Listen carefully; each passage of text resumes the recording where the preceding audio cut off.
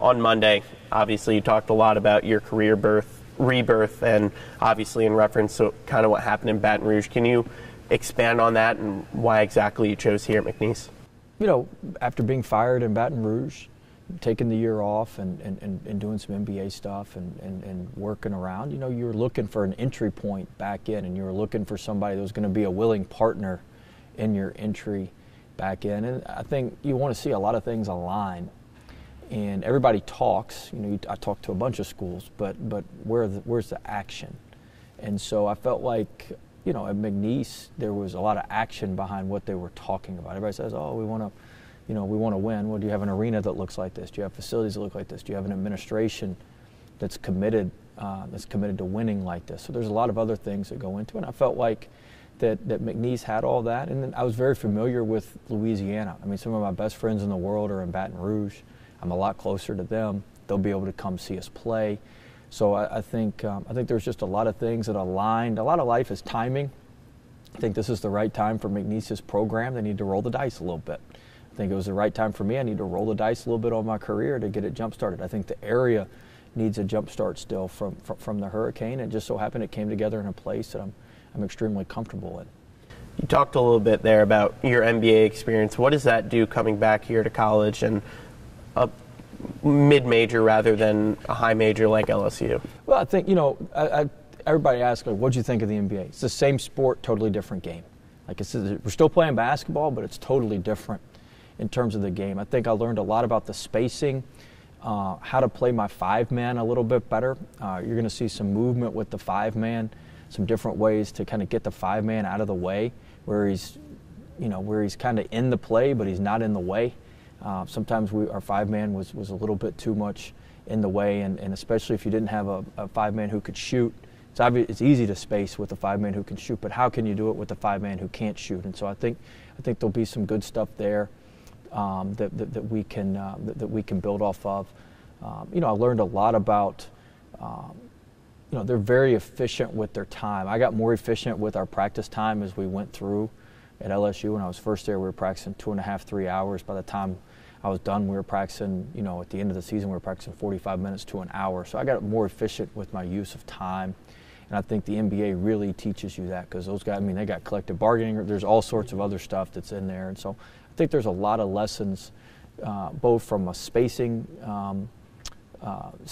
point on offense. I learned something defensively with some switching stuff. What some teams are doing to Trae Young and some guys you got to get the ball handler out of if you switch normally, how to kind of add some extra spice on that. So there's a lot of stuff like that that I think will add to what we do. And if you look at what Sean Miller's done, you know, when he was out for a year, he overhauled his entire offensive philosophy. And now Xavier's got one of the top 10 offenses in the country. So before you were hired last week, he talked a lot about his expectations, wanting to be relevant right away, and on Monday you echoed that. What is, looking at schools like Northwestern State, who first winning season in 7 years get to the championship game, and obviously Corpus Christi, looking at that, what does that say for the success you guys could have here? I mean, I think there's certainly precedent. I think Corpus went from 5 wins and to right into the NCAA tournament his first year, and then they backed it up. They backed it up this season, and then certainly what Coach Gibson did at Northwestern was unbelievably impressive. And so I think there's precedent within the league that you can make, you know, that you can make a big jump. It's not crazy when I say we want to go from 8th to, you know, top two or three in the league.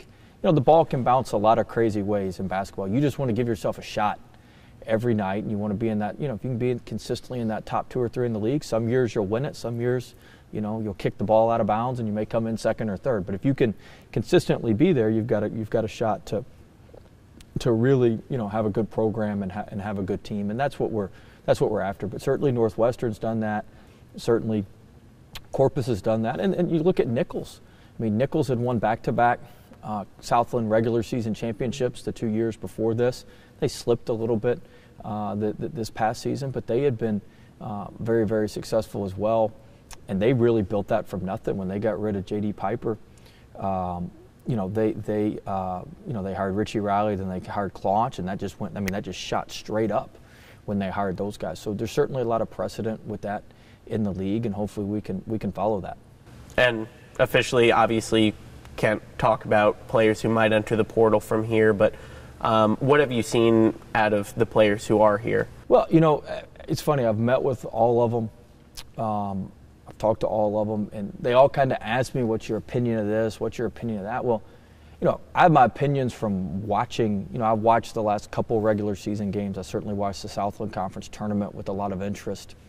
But I haven't actually been on the floor with them. So what I see on, coming across a TV telecast, and what I can do, what I can tell you when I'm with you every day and I'm coaching you every day are two different things. So I've tried to give everybody a thumbnail of kind of, hey, here's what I think, big picture from what I've seen, but I'm not saying I'm right because I don't know whether I'm right because I don't know, I haven't been with you every day. I haven't coached you every day. And so, I've been as honest as I can with the guys and told them exactly, here's what I think your strengths are, here's what I think your weaknesses are, here's where I think your strengths align with how we want to play, here's where your weaknesses don't align with how we want to play, and then it's up to you to make a choice whether this is the right place and right program for you. So there are a couple of players who stick out from the season, obviously Shoemate, Massey, but then there's O'Day, Thomas, and English, who obviously got hurt at the end of the year. And those five specifically, what do you see in them? Well, I mean, obviously Shoemate, is a tremendous rebounder, tremendous player. Really turned it on at the end of the season, especially in the conference tournament. You got to give a lot of credit to Massey. He played, I think, 4 different positions this year. I think he played the 3 and the 4, the 1 and the 2. So I like his versatility. I like his makeup. He's got a good personality, good vibrant personality. I know a lot of the same people. We kind of run in the same circles in Houston, and so, he's got some really, really good stuff to him. Obviously, English's injury was very, very unfortunate. He was playing well. He'd started to make some threes a little bit more consistently. He had been playing. He had been playing better, and so I think we'll have to see how that recovery goes. Those ACL injuries are really tough. You can try to rush back, but the data on that is really tough. If you kind of do it before 9 months, the chance of re-injury goes way up. And so, he had the surgery on Wednesday or yesterday, and so you're looking at 9-month recovery, which is tough. Puts him right back at conference play next year. I really like the freshman. I think O'Day's got a really bright future in basketball. Hopefully, it's here. We'll see where it may be. But I think he's a good kid. He can really get downhill and drive. He can guard the ball. He can switch. I think there's a lot of things he really does well. I like DT a lot as well. I think he's an elite offensive rebounder. He's got to continue to add some skill level to his game. He's a little bit undersized. I think that showed in the Corpus game. But he's got some real good stuff to him as well. So I mean, I said it in the press conference. This program wasn't poor because of the freshmen and the kids that they brought in. I mean, Massey was a really good recruit, even though he's a sophomore. He's very, he was young when he got here. I think he's still a 19-year-old sophomore. O'Day and Thomas are good Southland Conference players, can be upper echelon Southland Conference players. Certainly Shoemate has turned into a very good player. Now he was a transfer, but I'm saying the younger kids that are here are talented enough to play in this league. The problem's been we hadn't hit on any of the transfers or enough of the transfers. So obviously Trey will likely be out for, if not all of next season, most of next season or a portion of it. But are the other 4 of those kind of guys you want to build around if they do decide to stay here? Yeah, I mean, look, we're going to build around whoever wants to be here. I'm all about the free market. So I mean, they want to transfer portal. We'll bring them in, and they can leave too. I mean, I'm not begging anybody to stay. I'm not holding anybody's feet to the fire. I would certainly think of those 4. A couple of them probably jump in the portal. A couple of them probably won't. But I can't tell you specifically right now because I don't know. I haven't pressed anybody for answers. It's really been more, hey, here's who I am, here's how we feel, here's what we think. Go back, talk to your folks, see if this stuff aligns, and if it aligns, and hey, great, we're ready to go. If it doesn't align, then, I'll help you out anywhere you want to go, and I wish you the best of luck, and we'll certainly, support you however that looks. So I don't know exactly what it's going to shape up how it's going to shape up right now, but I think that'll become clearer and a little bit better focus in the next 3 to 4 weeks. On Monday, one of the things you said you were most proud of at LSU is fan and student engagement, and you mentioned you're bringing Hernandez here with you to help that, but what are some of the ways you can pack this place out? It was the most attendance in the Southland last year, but obviously still work to be done. So what are some ways you can make fans and students more engaged here? Well, I think the first thing is you got to go be active with the students, particularly the fraternities and sororities and student government. I mean, that's just your lowest hanging fruit because those people are already, civically inclined or involved in the school. And so, that's the first group you got to crack. And then, once you crack that, I was at the baseball game the other night handing out the crawfish, but I'm asking them, all right, how'd you figure out about the crawfish? Well, I heard Instagram 3 times. All right, so now I've put that in my head. All right, these people are following Instagram, so all right, we've got to be active on Instagram with what we're doing to engage, the students. And so I think you start there with the fraternities and sororities, and you start with student government. Then you've got to find a core group of 8 to 10 guys that that can kind of lead it. No different than what y'all did at Alabama. No different. We had a group called the Balcony Bengals at LSU that kind of started our. Nelly found those guys and started our guys, and your guy Fluff at Alabama, who unfortunately passed away. But he really started the Alabama student section and got the basketball people fired up. And so you've got to have some leadership. Anything you do, you got to have some leadership. And so I think that's the most important part with the student section is, one, identifying the big groups of people that we can get to come, and then 2, developing and identifying leaders of that group that can keep people coming and keep people excited and keep the juice going throughout the conference season. And then as it relates to the fans, it's just getting out in the community, talking to people, being active in the community, going to eat at the places people are, being seen, being open, talking to different groups, and encouraging them. I've been asked 100 times, what can we do to help your program, Coach? Buy tickets, come to games. That's the most important part. We're going to work the players extremely hard. They're going to go through a lot of rigorous conditioning, and the guys we put on the court are going to earn the point, earn their way onto the court. I think it's important that the fans are here so that the players feel like they're appreciative for all the hard work. So I feel like that's part of my job, is to engage the fans, to make sure everybody's here to show our players how much we appreciate how hard they work. You mentioned Nelson there. You mentioned him on Monday as well. What's kind of going to be his role when he gets here? He's an assistant coach. I mean, he's a very, very good recruiter, a tremendous recruiter. He really complements me well. Some of the stuff that he's good at, I'm terrible at. I mean, I can't draw a stick figure, and he's got an artistic mind. He's produced a movie. He's worked at a nonprofit. He's run a nonprofit. I mean, he was in the Army. I mean, he's done 100 different he's done 100 different things. So he's not your typical basketball guy. He's got a wide array of knowledge and a wide array of different spectrum on some things. I'm more of a meat and potatoes, basketball, run the team, do that sort of stuff. And he's the one who's choosing gear and making sure the T-shirts are right for the student section, and make sure we're recruiting managers and GAs. I mean, there's a lot of things like that he handles on top of the recruiting and player relationship piece. He's tremendous at all that stuff, and really he's just somebody who complements me well. All the stuff he's good at, I'm no good at, and so it's somebody that is really able to help me, run the program and not worry about stuff that really I don't care about, really doesn't give me a whole lot of energy, and that's the sort of stuff that fires him up.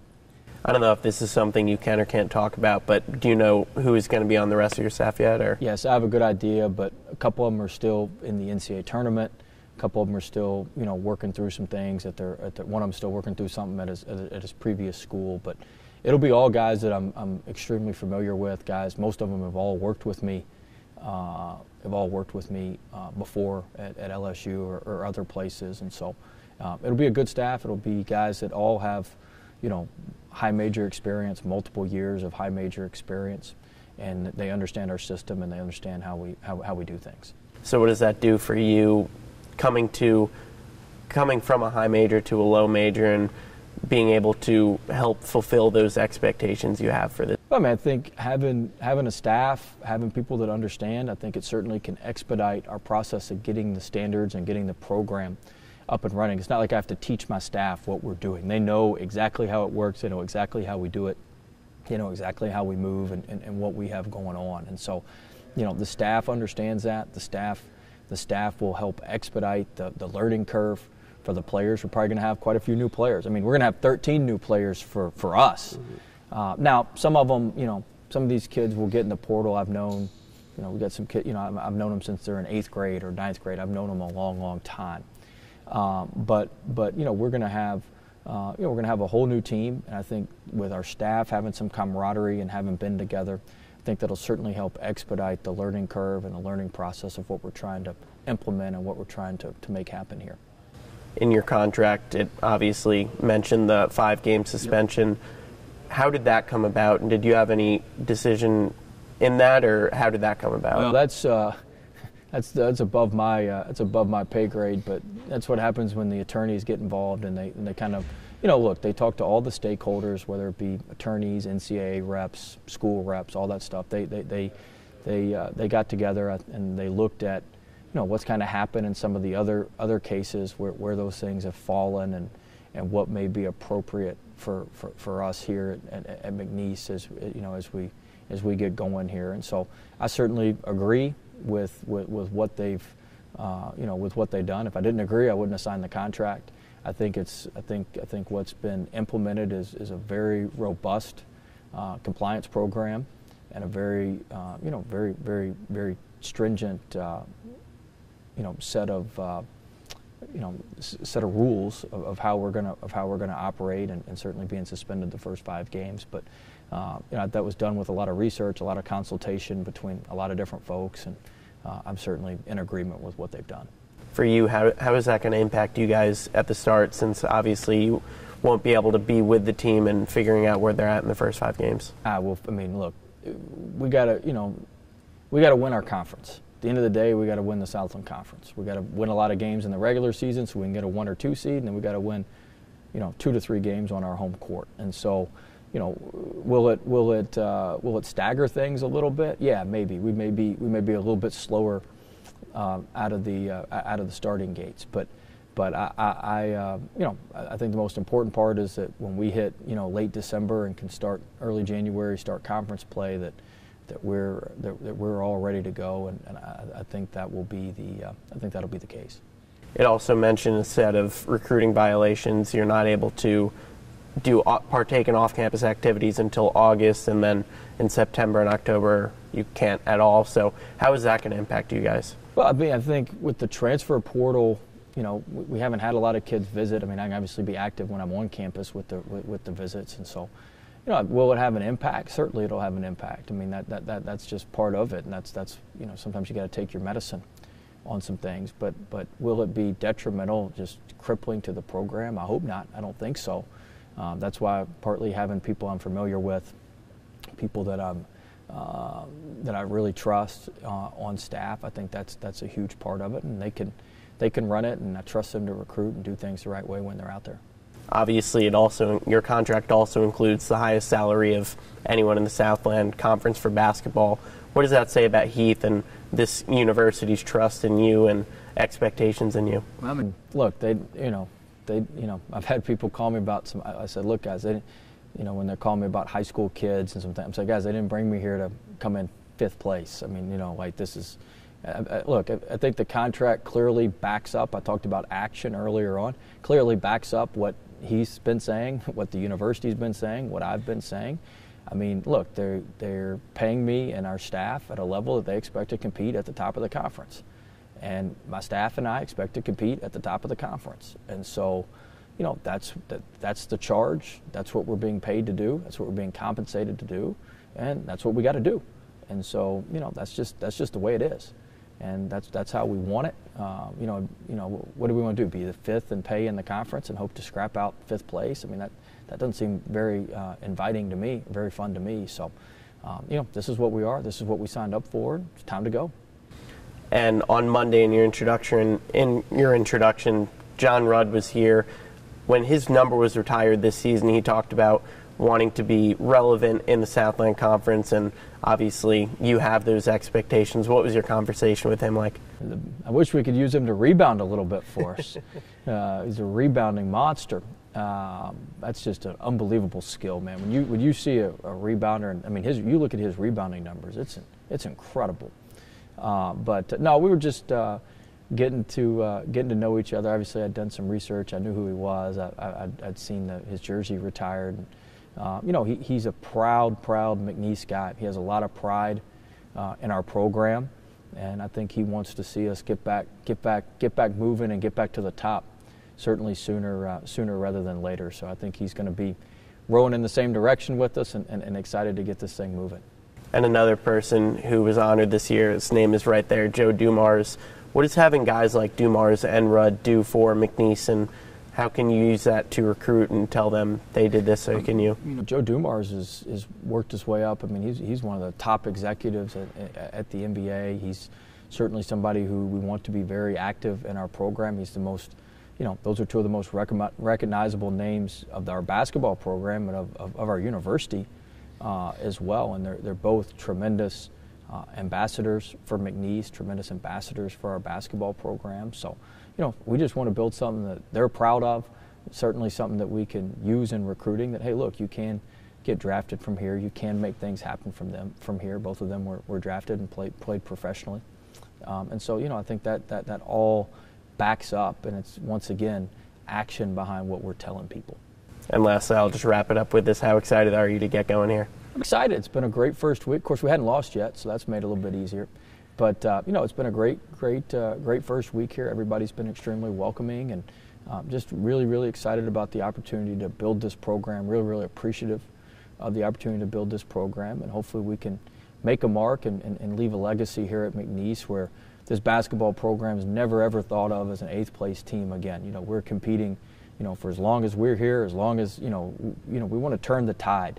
It's not just for this year or next year. Like, we want to be the next 10 years a consistent winner, and that's what we're charged with doing, and that's what we're going to get done sooner rather than later. Awesome. I appreciate it, All Coach. Right. Thank you. Thank you for making the time.